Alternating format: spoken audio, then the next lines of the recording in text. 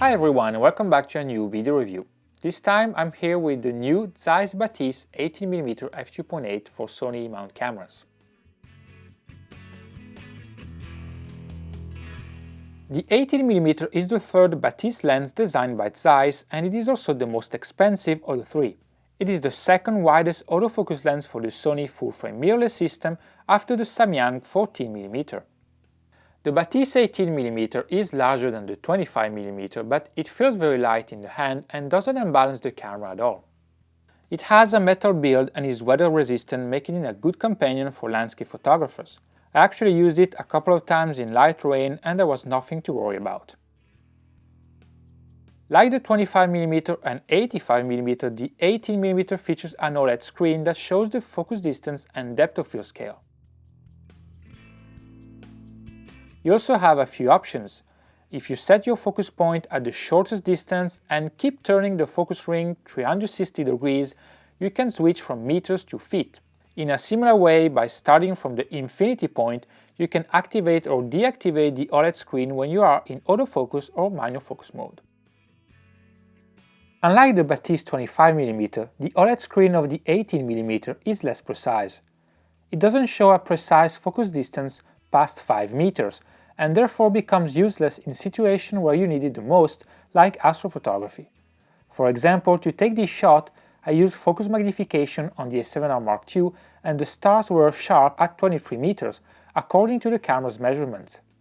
So every time I needed to check my focus point, I had to use the camera's LCD because the OLED screen on the lens wouldn't show a higher number than 5 meters. It's not a big issue, of course, but rather a small disappointment. In daylight, reading the data can be somehow tricky as reflections get in the way. The focus ring is a fly-by-wire type and is covered with rubber like most of the recent Zeiss lenses. The manual focus experience is good but may require you to turn the ring a lot if you need to switch between very different focus distances. The lens focuses fast in both single and continuous autofocus even when shooting very close to a subject. The performance is good for video as well. There isn't any optical stabilization, but on the A7R Mark II I managed to get a sharp shot down to a half of a second. However, it's best to stay above 1/5 of a second to have a better keeper rate. The optical quality of this lens is really excellent, and this basically makes it a third win for the Zeiss Batis family. Sharpness is great at f2.8 already, both at the center and in the corners. Peak performance is found at f4. As expected, you will see some diffraction at f16 and f22, but otherwise the lens is a clear winner when it comes to sharpness. The Batis 18mm can focus as close as 25 cm in manual focus. With autofocus it loses a few centimeters, focusing as close as 30 cm.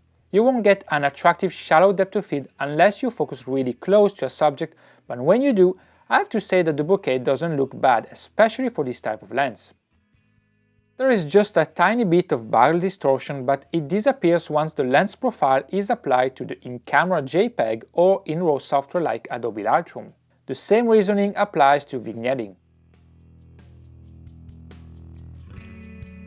I find the performance of this lens excellent, especially for architecture both indoors and out. Even the perspective distortion, which is normal for a wide-angle lens, is very well controlled.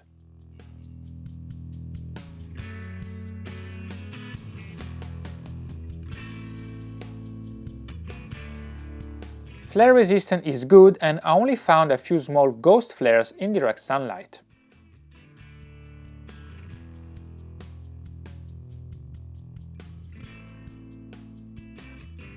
At f2.8 and f4, you may come across some purple fringing in the corners or at the center in backlit situations, but again, it isn't anything that can't be corrected in post-production. Astrophotographers will be pleased to know that the lens suits this genre very well indeed. Astigmatism at the corners is very well contained and there isn't much chromatic aberration. In my opinion, this is an excellent wide-angle prime lens and can proudly stand beside the Luxor 21mm and the Batis 25mm. You get almost perfect sharpness from f2.8 already, great flare resistance and almost no distortion. I think that landscape, but also astrophotographers and architecture photographers especially, will enjoy such a lens. I honestly can't find any real big flaws. If I were to nitpick, I would say that it would be nice to have an aperture ring and an autofocus monofocus switch. I mean, those things do improve the ease of use of a lens. The focus ring is okay, but Sony proved recently with the G Master lenses that it is possible to have a focus by wire type focus ring that feels great and very precise to use. So while this one is okay, I would say there's room for improvements. The lens is not cheap, costing around $1,500, but that is no different from other similar products from Zeiss. So yes, it's expensive, but you get great results.